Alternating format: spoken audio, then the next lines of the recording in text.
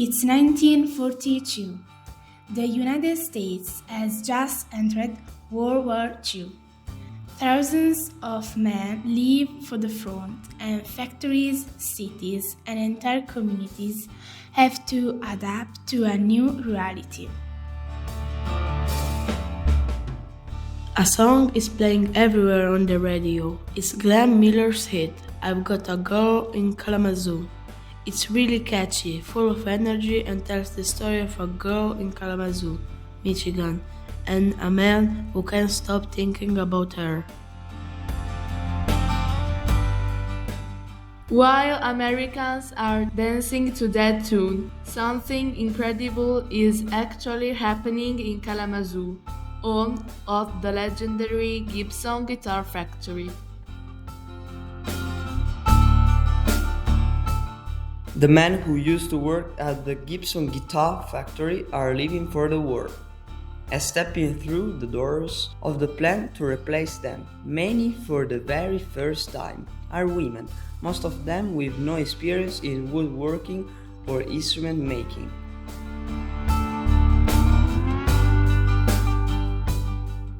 But day after day, with patience and determination, they learn how to make guitars. For long decades, their names were forgotten and their work remained unknown.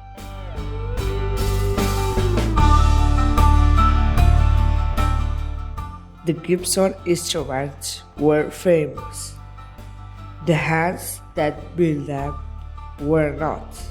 Today we remember them as the Kalamazoo Gals.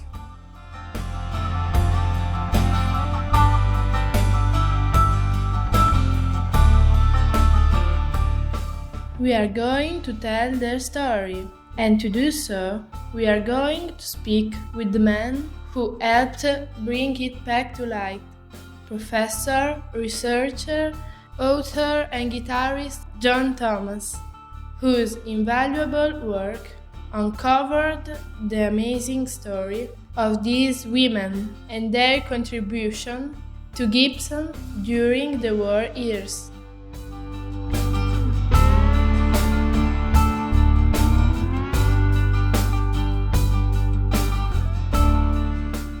So get ready to take a journey back in time with us. We are the girls and boys of class 3C, the Ceparana Storytellers.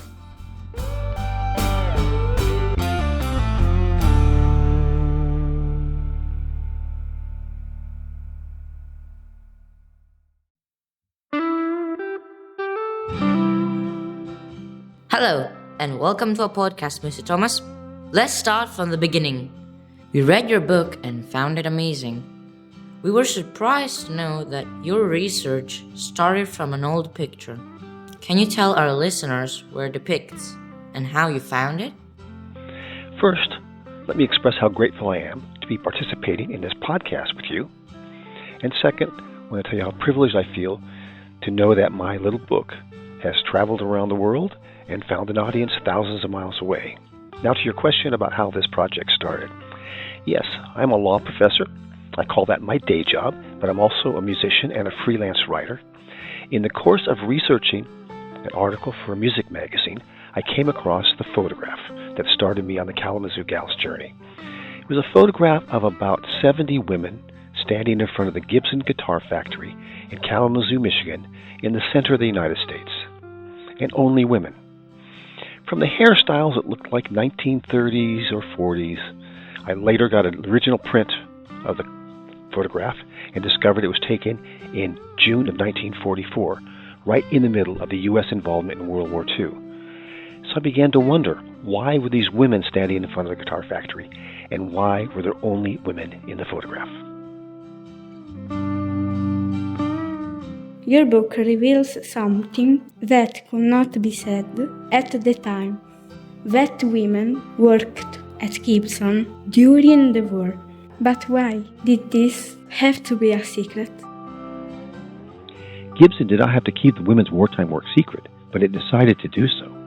Two other major guitar companies in the United States, the Martin Guitar Company and the Gretsch Guitar Company, for example, advertised that they were building guitars during the war, but those two companies did not employ women.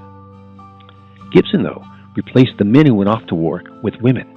And Gibson was afraid that the buying public, usually men buying guitars, would not buy guitars made by women.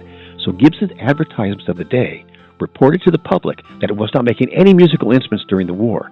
But secretively, the Gibson company president went to the American government and complained, first, that his company was being run entirely by women, and second, that the company cannot keep up with demand for guitars, even demand from soldiers trying to buy guitars to take to World War II.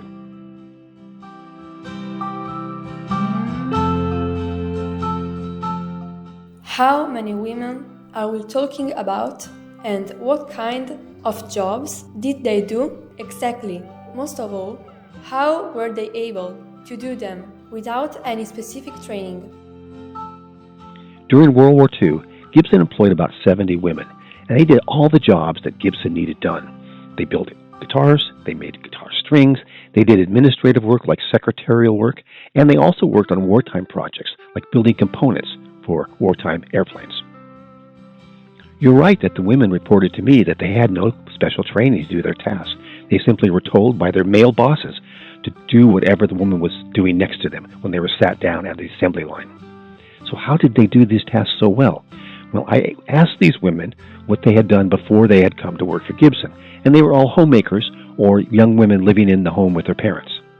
And what they had done, different from the men at the time, they had done traditional women's work, sewing, needlepoint, crocheting, and knitting. So they walked into the factory in January of 1942 with extraordinary fine motor skills. Now, the men who had joined Gibson had two other kinds of jobs they could have done in the Kalamazoo area at that time. There was either farming, and farmers can do all kinds of tasks, but it's more gross motor tasks. Digging wells, erecting fences, fixing tractors, that sort of thing. Or they worked at other factories building other kinds of equipment like kitchen stoves and fishing equipment. So the difference was that by the gender roles of the day, the women had developed these extraordinary skills so that their work was actually more refined than that of the men.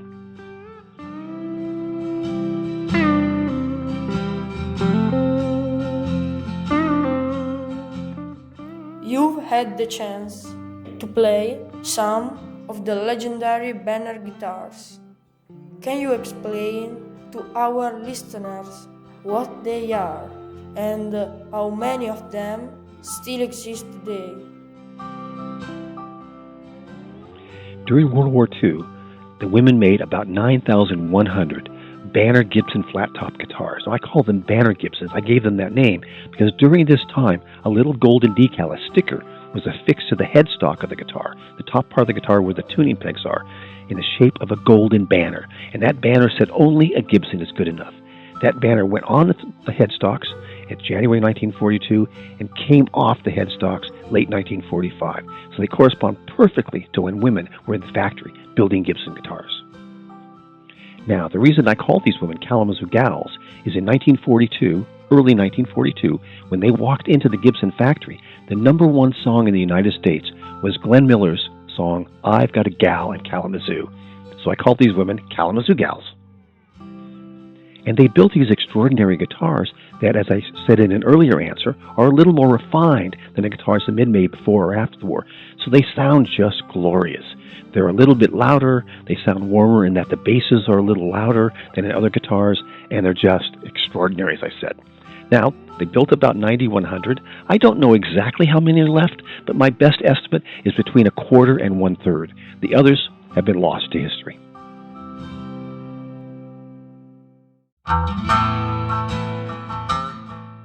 Is it true that you even had some of them X-rayed to study their internal construction? How are they different from the others, and why do you think they are so special? Yes, I was able to X-ray guitars. I also CT scanned guitars using the even more sophisticated technology than X-ray. I got to do this because in addition to teaching at the law school at Quinnipiac University in Connecticut, United States, I also teach in the medical school because in addition to my law degree, I have a master's in public health degree.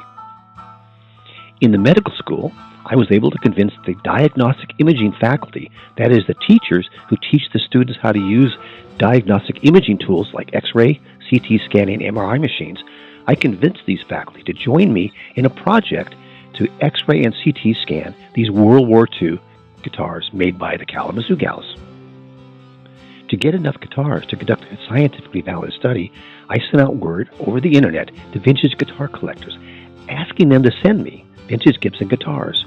I got a dozen guitars made by men just before World War II, a dozen guitars made by men just after World War II, and a dozen of the Banner Gibson guitars made by the Kalamazoo Gals during World War II, and was able to compare them.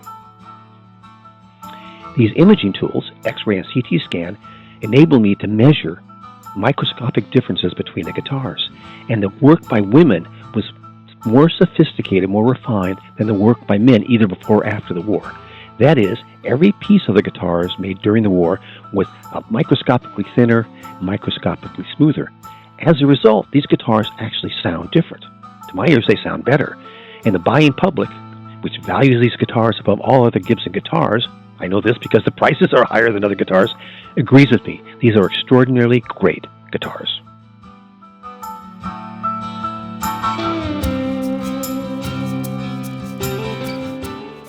What happened to the Kalamazoo girls after the war ended and men returned for war? Did they all go back to a normal life? Most of the women gave their jobs to the men when the men returned from the war. The company did not make the women do this, but because of gender roles of the day, women were expected not to work outside the home, but to be homemakers, keeping the house and raising children. Almost all of the women gave their jobs to the men and went back home. But 3 of the women I interviewed stayed. 3 out of 12, so a quarter of them stayed and worked, one all the way up until the 1970s. The Kalamazoo gal who stayed until the 1970s, Mary Jane Souls, became famous. Well, famous within the company. As you know, Gibson did not broadcast to the outside world that women were building these guitars. But when famous musicians like the Rolling Stones would visit the Gibson factory in Kalamazoo, Michigan, the executives would take those musicians to watch Mary Jane Souls work. She had refined her craft to be the best craft person probably ever to work at the Gibson Guitar Factory.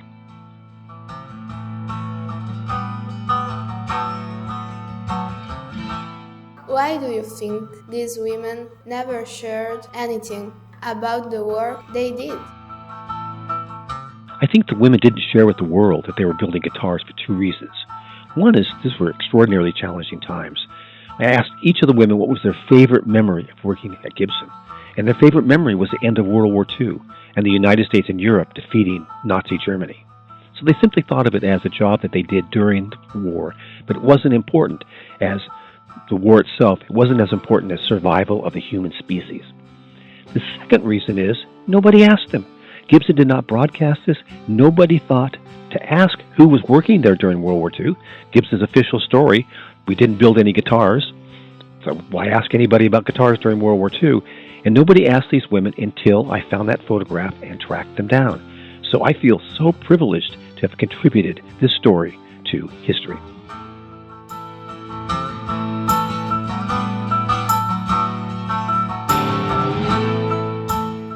Why do you think that over the years Gibson has not wanted to acknowledge the incredible contribution of these women, even though times had already changed? This is a difficult question to answer. In modern times, I would imagine Gibson would be bragging about the story, advertising that it employed women during World War II and the guitars they built were extraordinary. While I don't approve of Gibson keeping the women's work secret during the war, I understand. I think at the time, the buying public, again men, probably wouldn't have bought guitars if they'd known they'd been made by women. So that may have been, though a misogynistic decision, a proper business decision. Since that time, I've been mystified. My only explanation is that Gibson has been embarrassed that it did this to the women's story. It suppressed the women's story. It was discriminatory against women. It was a misogynistic decision, and Gibson was embarrassed to admit it. Only very recently, within the last year, has Gibson admitted publicly that women built these guitars, and Indeed, that they are the best guitars that Gibson ever made. I have a clip from one of Gibson's official videos on my own YouTube channel, John Thomas Guitar, in which one of the Gibson executives says, yes, the Kalamazoo Gals built guitars during World War II, and they were the best guitars we ever made. So at least, at this point, I can see some justice for these women.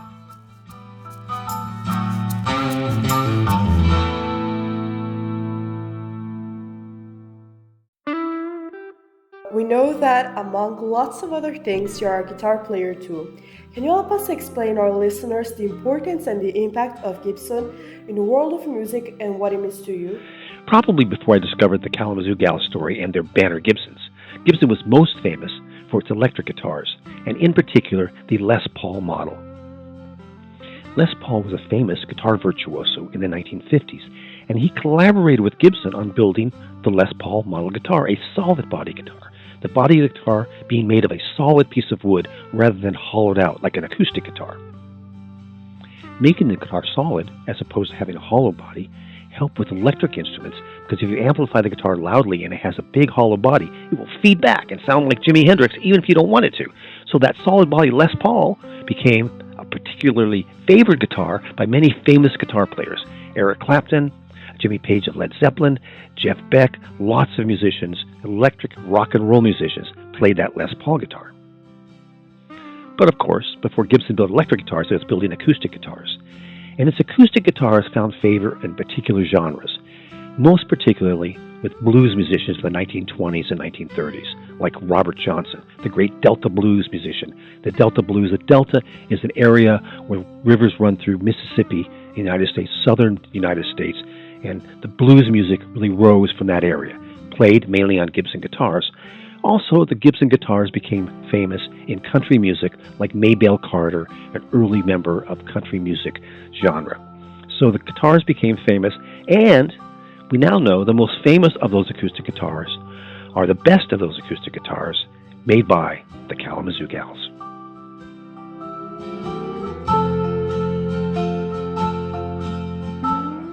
Through the pages of your book, we met Orville Gibson, the company's founder. He was a bit eccentric, but truly brilliant, and sadly, he didn't live to see the success of the brand that bears his name. Yes, Orville Gibson, the founder of the company that still bears his name, was a fascinating but tragic figure.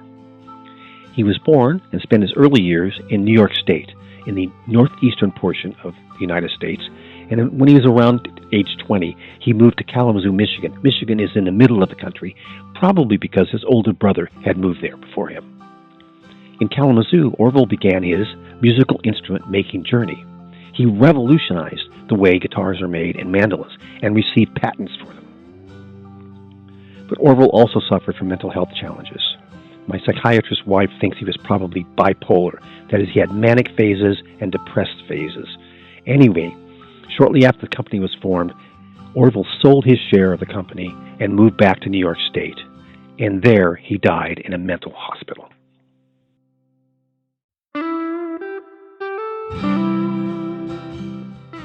What were the main challenges in writing your book? For example, was it difficult to find the survivors after so many years? My greatest challenge was to find a Kalamazoo gal. That was my initial goal. I wanted to find one woman in that photograph. Now, when I started the project, the youngest would have been in her 80s and the oldest over 100. There actually is one surviving Kalamazoo gal today. In January of this year, she turned 104. Anyway, I'm thinking people of that age, back when I started the project more than 10 years ago, probably weren't using the internet. So how would I contact them? I decided to take out advertisements in newspapers, the newspaper in Kalamazoo and in all the contiguous, that is, cities right next to Kalamazoo. I advertised that I would be coming to Kalamazoo particular dates. I was looking to talk to somebody who had worked in Gibson during World War II. I didn't specify man or woman, anybody. And 12 people contacted me. 12 women contacted me. Now, they weren't the women in the photographs.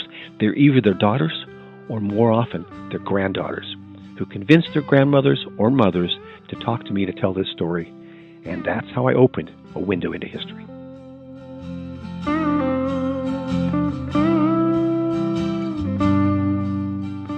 How did you feel when you met the women who made the history of the instruments you love so much?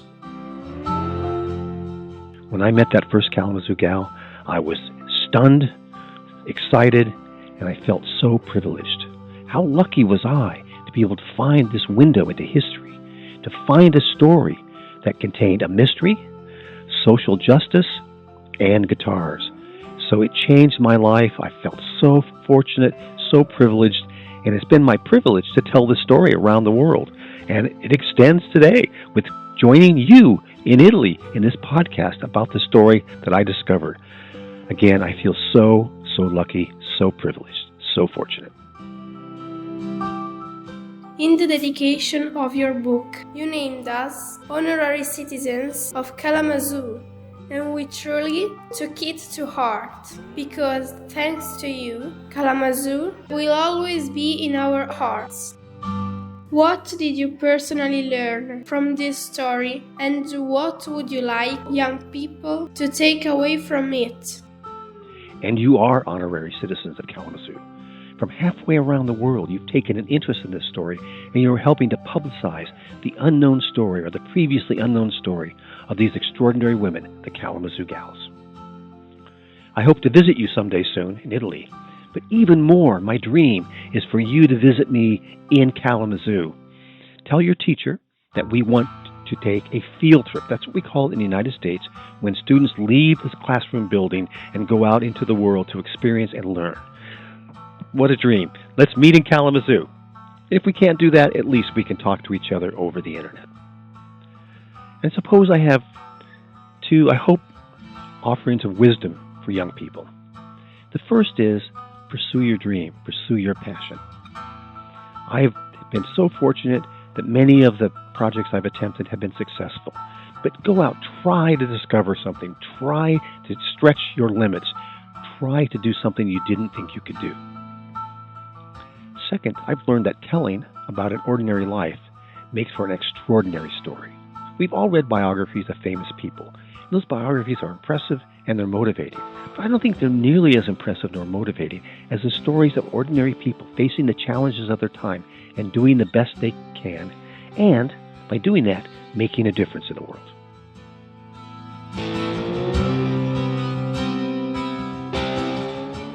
You allowed us to have an exclusive screening of your documentary here in Ceparana, Italy, and it was amazing. We believe these stories should be shared with young people all over the world, and this is why we created the Storytellers project. What do you think about this idea? I absolutely love your Storytellers project. I think it's important for us to be able to learn from one another in this world. And you, by embracing this storytelling project, are going to share the stories with as many people as you can and help all of us learn from each other. More than that, I feel so privileged and honored to be a part of the first episode of your Storytellers project. Thank you. Today, the Kalamazoo Gals are finally well known. Do you feel that your work has corrected the history of American music and beyond? We do. I feel so proud to have brought the Kalamazoo Gals story to light, to reveal to the public the work of these extraordinary women.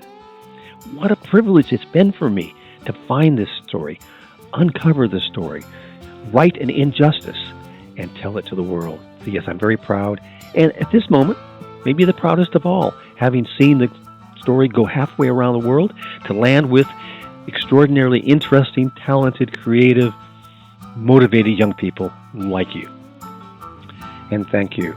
I've used the word privileged so many times for this podcast, but it's because I feel so privileged, so fortunate to have uncovered the story, and now to be able to collaborate with young people like you to spread the story even farther. So thank you so much. I do hope someday we meet in person. John, thank you for sharing so much with us and for helping us get all the way to Kalamazoo to meet these amazing women. even if only with our imagination. Thanks to you, we took an incredible journey through time and space. We are proud to have met you. The Kalamazoo Girls were not just factory workers, they were part of music history. Thanks to John Thomas, their voices were finally heard.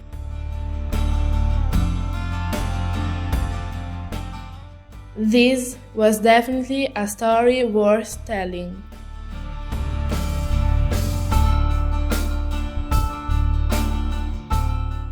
Thanks for listening. See you next time.